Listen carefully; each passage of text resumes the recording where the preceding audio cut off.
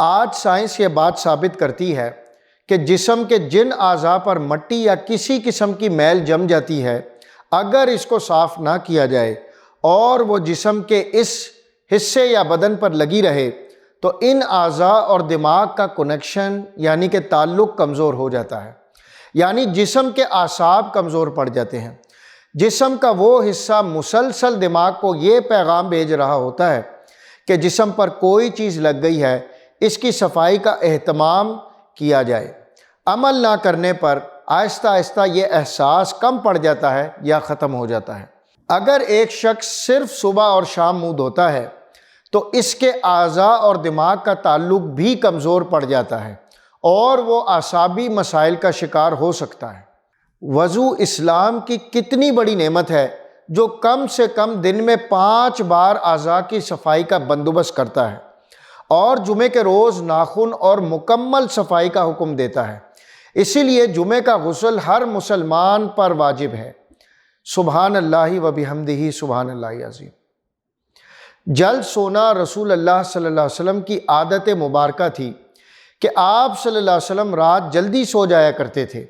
عموماً آپ صلی اللہ علیہ وسلم نماز عشاء کے فوراً بعد سو جایا کرتے تھے، یعنی رات جلد سونا اور صبح جلد اٹھنا آپ صلی اللہ علیہ وسلم کے معمولات میں شامل تھا۔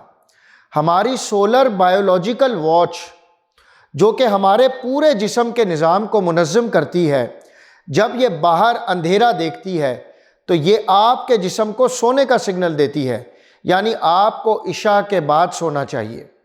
سونے کے بعد جسم کے اندر بائیولوجیکل واچ کے تحت ایک ڈاکٹر جاگ جاتا ہے جو آپ کے جسم کی ریپیئرنگ شروع کر دیتا ہے۔ اگر کہیں زخم آ گیا ہے تو وہ اس کو ریپیئر کرتا ہے، اور اگر جگر یا کسی اور عضو میں کچھ مشکل ہے تو اس پر کام کرے گا، بلکہ سونے کے بعد سب سے پہلے جگر پر ہی کام ہوتا ہے۔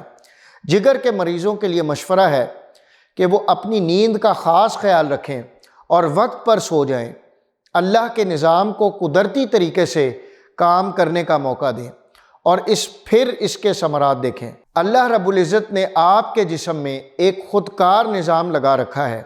یہ اس وقت ایکٹیویٹ ہوتا ہے جب آپ وقت پر سنت کے مطابق جلدی سو جائیں، یعنی عشاء کے بعد۔ عہد جہالت کی محفلوں کی جگہ آج ماڈرن انٹرنیٹ اور سیٹلائٹ ٹیکنالوجی نے لے لی ہے۔ جلدی سونا رسول اللہ صلی اللہ علیہ وسلم کے معمولات میں سے تھا، کیونکہ آپ صلی اللہ علیہ وسلم جلد سونے کی افادیت کو خوب سمجھتے تھے۔ رسول اللہ صلی اللہ علیہ وسلم مسواک کو بہت پسند فرماتے تھے اور خصوصاً دن میں 5 دفعہ ہر نماز میں وضو کے ساتھ ضرور اس کا اہتمام فرماتے تھے۔ کھانے سے پہلے اور کھانے کے بعد اور سونے سے پہلے بھی مسواک کا اہتمام فرماتے تھے۔ جب ہم کھانا کھاتے ہیں تو دانتوں کے درمیان کھانے کے کچھ نہ کچھ ذرات ضرور رہ جاتے ہیں۔ 1 گھنٹے بعد ان میں بیکٹیریا پیدا ہو جاتے ہیں۔ آج امریکہ اور مغربی ممالک میں صبح اٹھنے کے بعد بغیر منہ صاف کیے کھانے پینے کا رواج ہے، جو ان میں طرح طرح کی بیماریوں کا سبب بن رہا ہے۔ آسٹریلیا کی ایک یونیورسٹی نے ہارٹ اٹیک کے 500 مریضوں پر ریسرچ کی۔ انہوں نے ہارٹ اٹیک کی بہت سی وجوہات کے ساتھ ایک وجہ یہ بھی بتائی کہ لوگ دانت صاف نہیں کرتے، جس کی وجہ سے مسلسل دانتوں پر جمی میل اور جراثیم کی وجہ سے ہارٹ کی آرٹریز بند ہو جاتی ہیں۔ قربان جائیں اللہ کے رسول صلی اللہ علیہ وسلم کی سنتوں پر، جبکہ ہمیں رسول اللہ صلی اللہ علیہ وسلم نے مسواک کی اس حد تک تلقین فرمائی ہے کہ ایک موقع پر فرمایا کہ اگر امت پر بھاری نہ ہوتا تو میں امت پر مسواک کو فرض قرار دے دیتا۔ آج کی ماڈرن سائنس یہ ثابت کر چکی ہے کہ جو لوگ زیادہ دانت صاف کرتے ہیں ان کو غصہ بھی کم آتا ہے اور وہ اکثر ٹھنڈے مزاج کے حامل اور پرسکون ہوتے ہیں۔ جس شخص کو زیادہ غصہ آتا ہو، بلڈ پریشر اکثر ہائی رہتا ہو، طبیعت میں بے چینی ہو، تو وہ زیادہ سے زیادہ مسواک استعمال کرے، وہ جلد ہی اس کے حیران کن اثرات دیکھ لے گا۔ ہمیں زیادہ سے زیادہ حضور صلی اللہ علیہ وسلم کی سنتوں پر عمل کرنا چاہیے۔ سائنس ابھی بہت پیچھے ہے۔